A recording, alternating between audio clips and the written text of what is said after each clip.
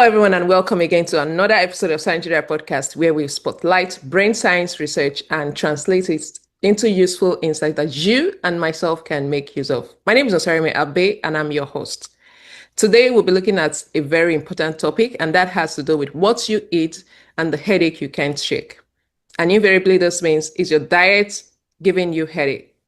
Before we go into today's conversation, I want us to take a moment to appreciate how big this problem really is. And I'll refer to a publication in 2022 that revealed that 1 in 6 people around the globe come up with headache.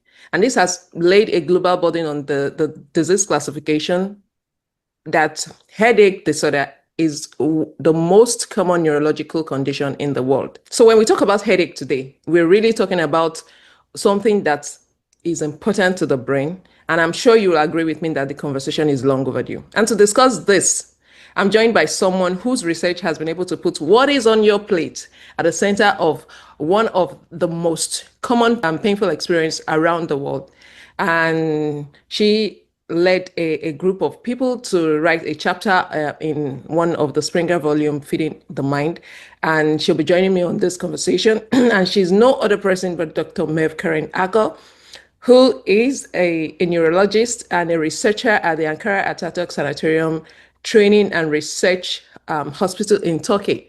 She completed her neurology training at Gazi University, and much of her clinical and research work focuses on migraine, headache disorders, and the relationship between your nutrition and brain health.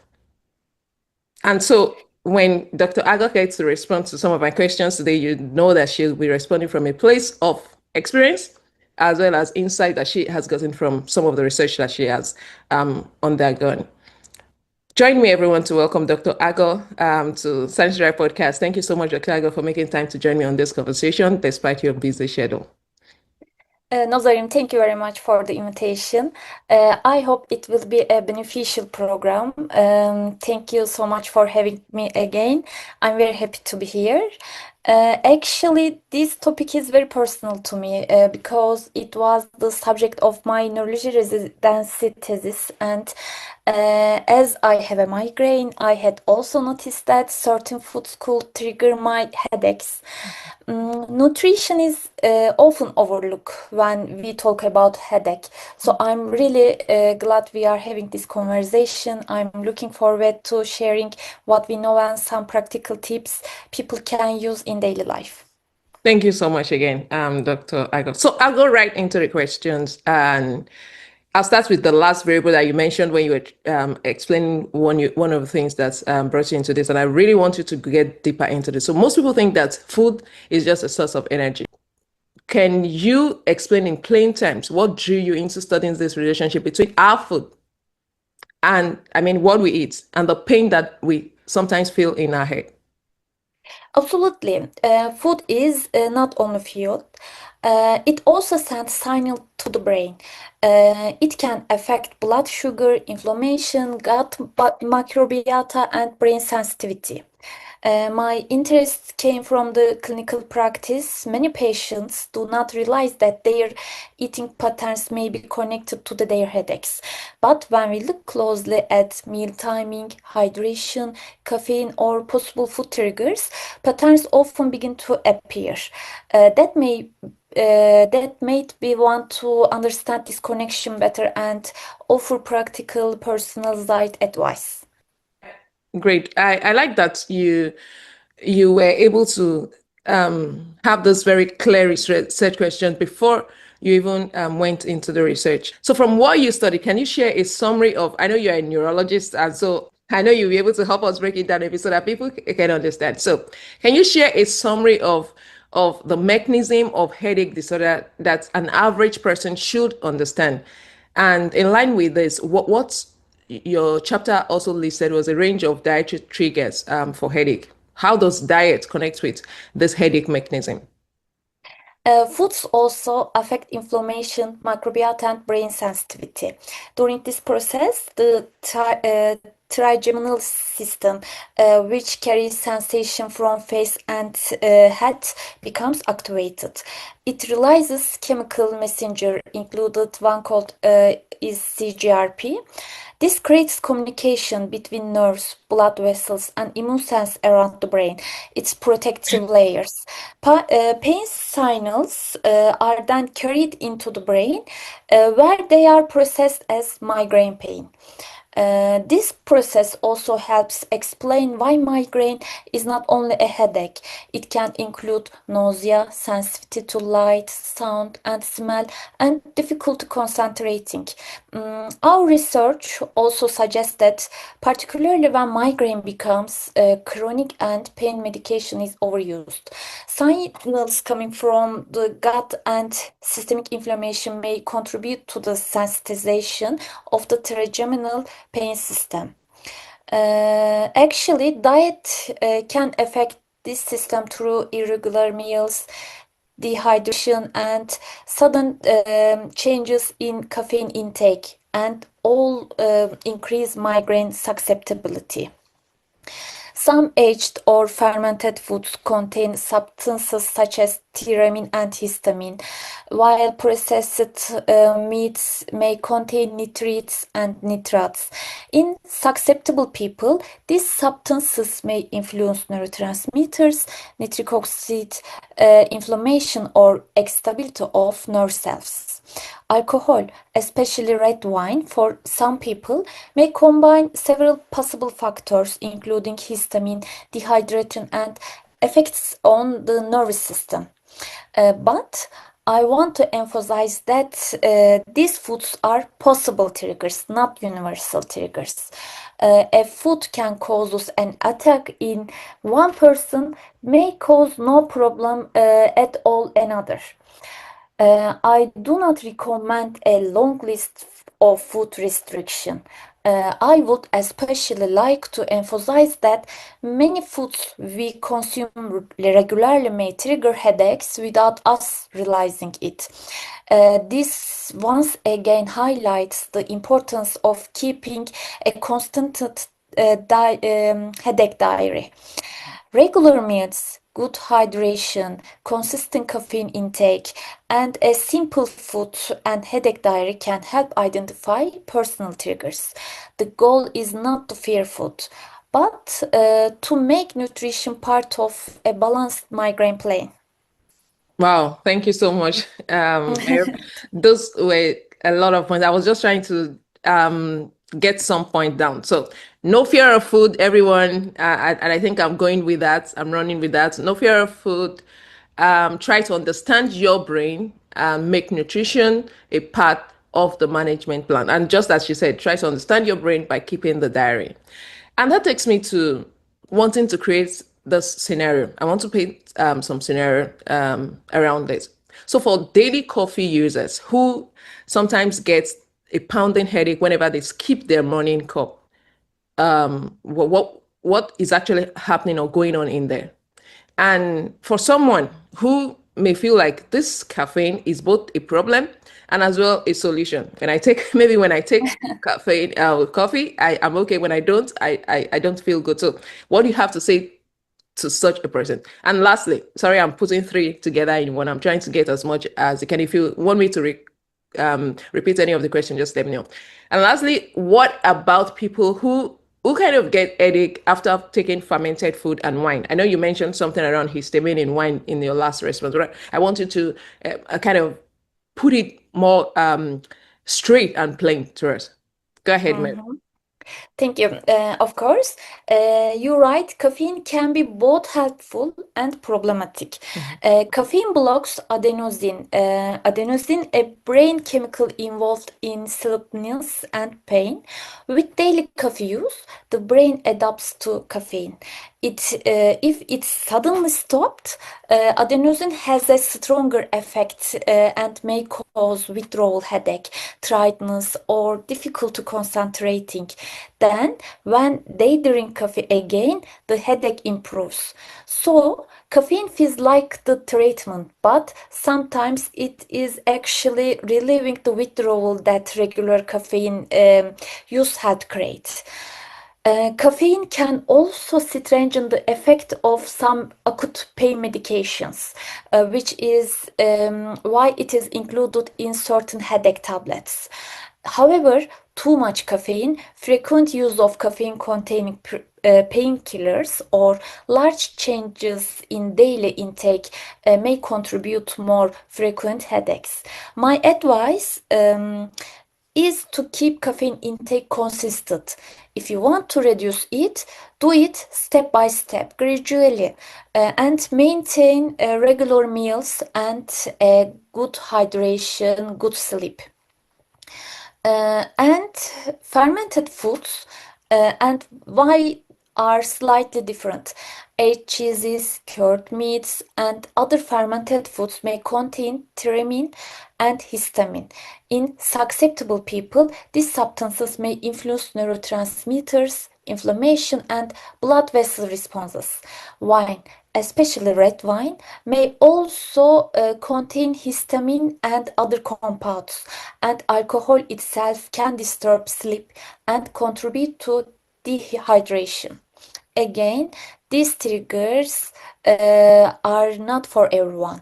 If someone repeatedly develops a headache after the same food, same drink, I would suggest recording the timing and a amount in a diary, then avoiding that item for a short period and carefully observing whether the pattern changes. The key is to identify a personal and reproducible trigger rather than avoiding many foods unnecessarily. Wow, that's great. Um, and I appreciate the fact that you mentioned that the triggers are not the same for everyone. So for the fact that I have siblings or I have someone around me that maybe said, oh, this particular food or this particular thing causes this, it doesn't necessarily mean that will happen to me. So invariably what you're saying is keep the diary, understand that the trigger is not for everyone, observe the pattern and be able so you're able to take an informed personal decision. And that is very important, that informed personal decision you just mentioned. And that leads me to the next question, which is one of the things that I found quite fascinating in your write-up in that chapter, is your work on gut-brain axis. This has kind of caught my interest for some time now. Are there specific things that people should pay attention to? Maybe people like me or people who are listening should pay attention to when it comes to this pathway in order to reduce how often that they might be coming down with headaches or migraine. The gut and brain axis is fascinating, but it will describe it as a communication system rather than a simple hack. The gut and the brain are constantly sending signals to each other through the nervous system, immune system, hormones, and substances produced by gut bacteria. This communication is bidirectional. The gut can influence pain processing and inflammation in the brain, while stress and migraine itself can also affect digestion and bowel function. IBS symptoms were considerably more common in people with migraine, and especially in those with medication overuse headache. We also found changes in gut bacteria and higher levels of markers related to intestinal permeability and inflammation. We know that with migraine, report gastrointestinal conditions. Such as irritable bowel syndrome more often than general population. Changes in the gut microbiota may also influence inflammation, serotonin-related pathways, and sensitivity of the nervous system. However, we are still learning whether these changes directly cause migraine or a part of a wider shared biological process. So, what can people do in practical terms? I will start with basics. eat regular meals, drink enough water, and aim for varied Mediterranean style diet with vegetables, fruits, whole grains, legumes, nuts, olive oil, and sources of omega-3 fatty acids. These foods provide fiber and nutrition that support both gut microbiota and general metabolic health. Sleep, exercise, and stress management are also important because they influence both sides of gut and brain connection. Persistent digestive symptoms should be medically carefully evaluated rather than assumed to be part of migraine. I also recommend avoiding extreme elimination diets or unguided probiotic use. Thank you. That's a lot, Maeve. I think I'll Yeah. have to sit again with this and get more insight, especially when it has to do with gut-brain axis. Everyone is trying to get as much information. And I also like the fact that you touched on this research aspect is still ongoing. So that means this is an open field for researchers to buy into and try to know if there is a connection between gut-brain axis and the headaches or the migraine that people get to have, and how this can be further explored to maybe manage or prevent this. Thanks a lot for that, for pointing that out again, Merv. So, Thank you. and I must commend your work on that chapter, and that takes me to one of the things that you also mentioned in the chapter, that has to do with migraine have higher rates of people with migraine have higher rates of irritable bowel syndrome. You mentioned it while speaking the other time, celiac disease and gut dysbiosis. Is this a coincidence, or if you have more insight into how this is really, really connected, or are there some structural changes that are going on between these conditions? Maybe talking about the disease interaction. I'm also kind of interested in the drug nutrient interaction because, such as grapefruit affecting migraine medication, maybe for someone who already have this preventive or acute treatment that is going on, what dietary habits could that person quietly be undermining, and it may be one way or the other affecting the medication that they're taking, how effective it works? I don't think it's as simply a coincidence, but it is not a simple cause and effect relationship either. Migraine, IBS, celiac disease, and gut dysbiosis may share the same pathways involving inflammation, nerve sensitivity, and gut-brain communication. Frequent painkiller use may also affect the gut barrier, creating a possible cycle between digestive symptoms, inflammation, and headache. Drug nutrient interactions depend on medication. Grapefruit can be affect how some migraine drugs are processed, potentially increasing side effects. Herbal products also matter. The name was St. John's wort may reduce the effectiveness of some medicines, while alcohol can increase sedation. Even natural products should always be discussed with a doctor or a pharmacist. So, my advice is simple.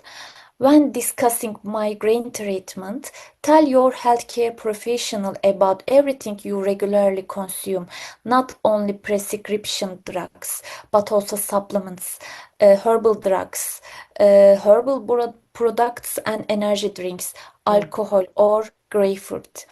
The safest diet is not necessarily a restrictive one. It is one that is consistent, balanced, and considered together with a person's actual medication. Thank you so much, Dr. Merv. And just from that's your last point, you said the safest diet is not necessarily a restrictive one. It is the one that is consistent, balanced, and considered together with the person's actual medication. And that's very, very important. And thanks to those scientists who are coming up with this pharmacogenomics so that at least everyone can understand which drugs or which chemical interaction is better or is good for a genomic, individual genome. So I wanted to keep on asking more questions, but I see that the time is fast spent. And thank you so much, Dr. Merve. But to wrap up, let me get this final Okay. take from you. Is there any other take-home message that you would like to leave with people who are listening today, talking about headache, migraine, and some of the things that you've been able to get even outside the paper? I know you have a couple of other paper that which I will be dropping.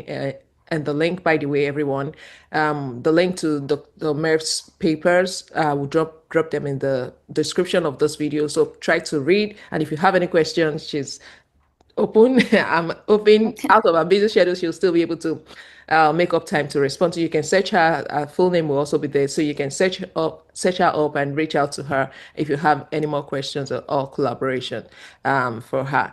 So, Dr. Merve, let's have your take-home message. Yes, my main take-home message is that foods matter, but it is only one part of the migraine story.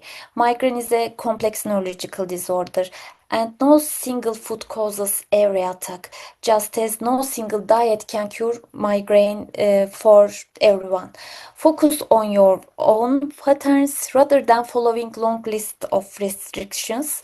Regular meals, good hydration, consistent caffeine intake, and a balanced Mediterranean style diet are good starting point.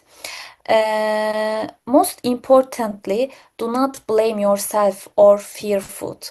Nutrition should support, not replace migraine treatment. A goal is make healthy, sustainable choices that work for you.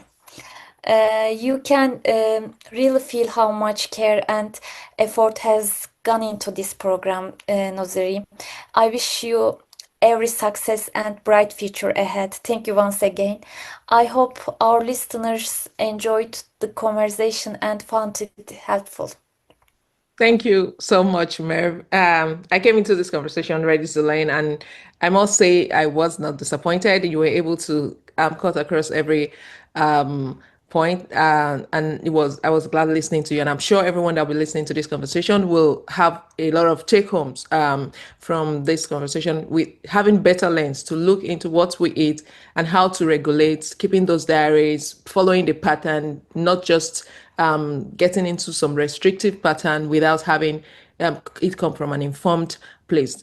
Thank you again. So you could, if you found this for everyone listening, if you found this very interesting, a lot of people are going on with headache, they can't even tell you. Please share this video, share this conversation, subscribe to this channel so that when we have more insight to share with you, you'll be the first person to get the alert. And keep your daily experience in a very real way, the one that is very, very personal to you, not just by what is obtainable to everyone. So thank you again for listening to me, and until next time, take care of your mind and stay sane. Thank you, everyone, and bye for now.